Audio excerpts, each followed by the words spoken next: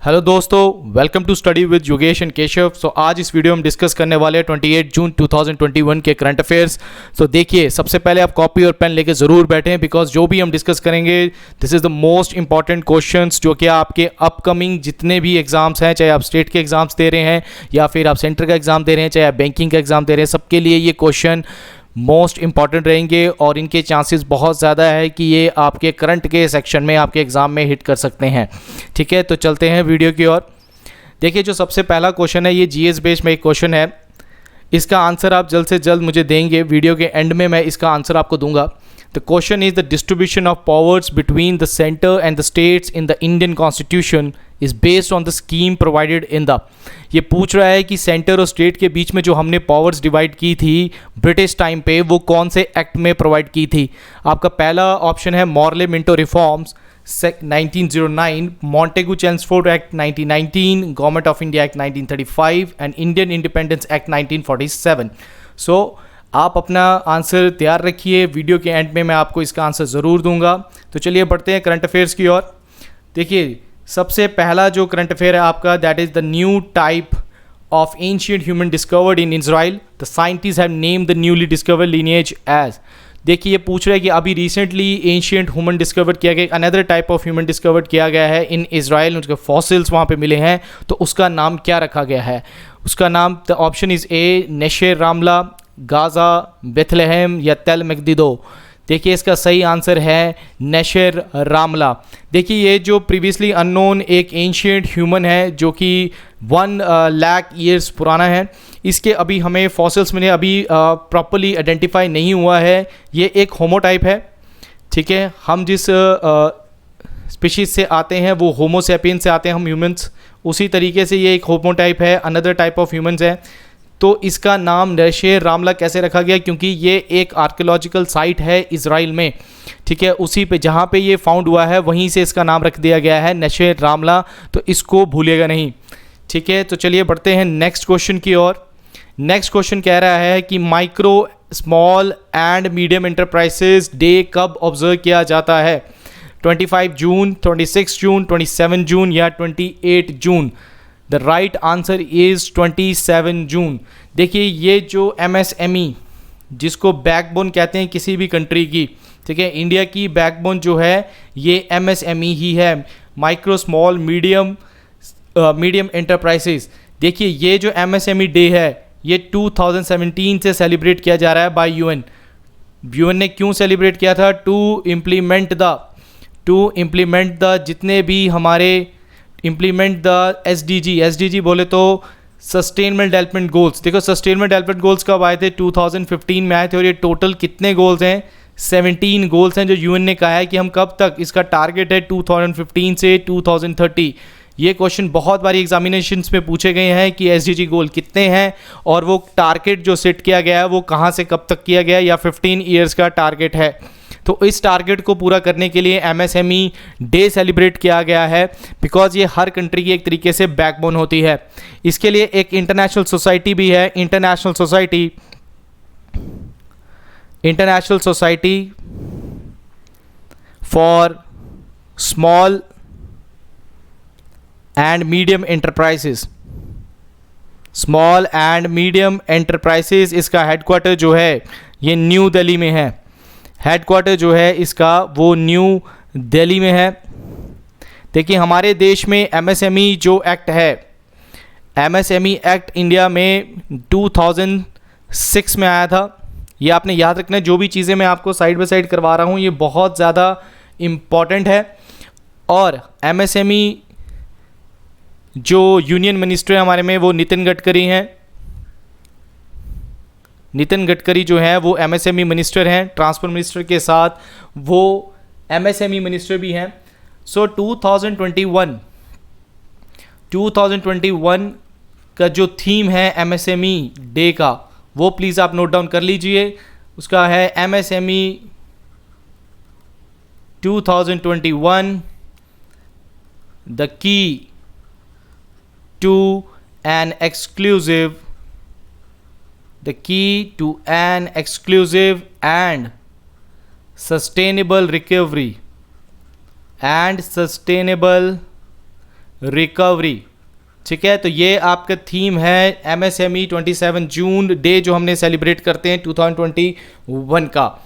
तो चलिए बढ़ते हैं नेक्स्ट क्वेश्चन की ओर। Which one of the following state and UT has launch मुख्यमंत्री कोविड-19 परिवार आर्थिक सहायता योजना? The options are A Himachal Pradesh, B Puducherry, C Punjab या D Delhi. The right answer is Delhi. देखिए, दिल्ली ने ये एक तरीके का फाइनेंशियल असिस्टेंस प्रोग्राम है जिसमें जो लोग कोविड-19 की जिनके कोविड-19 की वजह से डेथ हुई है अभी रिसेंटली, उनको फाइनेंशियली असिस्ट या असिस्टेंस दी जाएगी, फाइनेंशियली हेल्प की जाएगी उनकी। ठीक है, सो ये जो इनिशिएट लिया गया है ये कौन सी गवर्नमेंट के द्वारा लिया गया है? दिल्ली गवर्नमेंट, मतलब कि मिस्टर अरविंद केजरीवाल की गवर्नमेंट ने ये फैसला लिया है। तो चलिए आगे बढ़ते हैं नेक्स्ट क्वेश्चन की ओर। द नेक्स्ट क्वेश्चन ये कह रहा है कि अभी recently Reliance Jio has recently collaborated with which one of the following technology giant to provide 5G technology. So 5G technology के साथ रिलायंस जियो ने किसके साथ कोलैबोरेट किया है? Your options are Apple, Microsoft, Google Cloud और Amazon. The right answer is Google Cloud. So देखिए यहाँ पे इसके अलावा और भी क्वेश्चन बनते हैं कि रिलायंस जियो कब फाउंड हुआ? That is 2007। इसके फाउंडर तो आप सभी को पता है मुकेश अंबानी, और इसका हेडक्वार्टर जो है वो मुंबई में है, राइट। एंड गूगल के CEO हम सभी को पता है सुंदर पिचाई जो है वो गूगल के CEO हैं। एंड गूगल जो है वो 1998 में ये फाउंड हुई थी और इसका हेडक्वार्टर जो है वो कैलिफोर्निया में है। और इसके जो मेन फाउंडर्स हैं, गूगल के जो मेन फाउंडर्स हैं वो हैं लैरी पेज। ये बहुत इंपॉर्टेंट क्वेश्चन है, ये आपके कई एग्जाम्स में क्वेश्चन पूछ चुके हैं। एंड सर्जे ब्रिन, ये दो मेन फाउंडर हैं गूगल के। सो प्लीज़ इनको ध्यान में रखिएगा जो भी चीज़ आपको समझाई जा रही है। तो चलिए बढ़ते हैं नेक्स्ट क्वेश्चन की ओर। With which country India has jointly launch the tax inspector without borders TIWB? ये किसके साथ अभी ज्वाइंटली लॉन्च किया है हमने? Options are Thailand, Bhutan, Malaysia या Bangladesh. The right answer is Bhutan. देखिए, भूटान के साथ हमने ये अभी टैक्स इंस्पेक्टर विदाउट बॉर्डर ये एक इनिशिएटिव हमने साइन किया है। देखिए, ये इनिशिएटिव जो है ये इनिशिएटिव 2015 में स्टार्ट किया गया था ताकि जो हमारी डेवलपिंग नेशंस हैं उनके टैक्स एडमिनिस्ट्रेशन को क्या किया जाए, स्ट्रॉन्ग किया जाए। तो ये जो इनिशिएटिव है ये दो ऑर्गेनाइजेशन ने स्टार्ट किया था, UNDP मतलब united nation development programme and OECD, the full form is organisation for economic cooperation. ठीक है, सो भूटान जो है हमारी एक नेबरिंग कंट्री है। भूटान के साथ जो हमारी स्टेट्स लगती हैं वो स्टेट कौन कौन सी हैं? वन इज सिक्किम लगती है, second is West Bengal, third is Assam and the fourth is Arunachal Pradesh. ये चार स्टेट्स हमारी जो हैं वो भूटान के साथ इनका बॉर्डर लगता है। भूटान के PM का नाम है लोते शेरिंग जो है ये यहाँ के PM है और इसका कैपिटल जो है वो थिम्फू है। सो प्लीज़ ये जो क्वेश्चंस आपको मैंने आज करवाए ये बहुत ज़्यादा इंपॉर्टेंट है। जितने भी करंट अफेयर्स आपने पढ़े उनमें से मोस्ट इंपॉर्टेंट है, जिनमें से जो मतलब जिनके चांसेस बहुत ज़्यादा हैं जो एग्ज़ाम में आ सकते हैं। सो लास्ट जो हमारा क्वेश्चन जो हमने स्टार्टिंग में आपसे पूछा था कि the distribution of powers between the centre and the state in the Indian constitution is based on the scheme provided in the. तो देखिए, इसमें सबसे पहले आपको जितने भी गवर्नमेंट ऑफ इंडिया एक्ट है 1858, 1919 जिसको हम मॉन्टेगू चैल्मस्फोर्ड रिफॉर्म्स भी कहते हैं, और 1935, इनमें सबसे बड़े रिफॉर्म्स लाए गए थे। सो उसमें 1935 का जो एक्ट था उसका मेन कंसर्न था इंडिया में ऑल इंडिया फेडरेशन लाना। मतलब फेडरेशन का मतलब ही आप सभी को पता है, फेडरल स्ट्रक्चर का मतलब होता है the powers divided between the centre and the states. So इसमें हमने तीन लिस्ट बनाई थी। वन इज़ फेडरल लिस्ट जिसे आज आप यूनियन लिस्ट कहते हैं। दूसरी हमने बनाई प्रोविंशियल लिस्ट में जैसे कि हमारी स्टेट लिस्ट और कंकरेंट लिस्ट।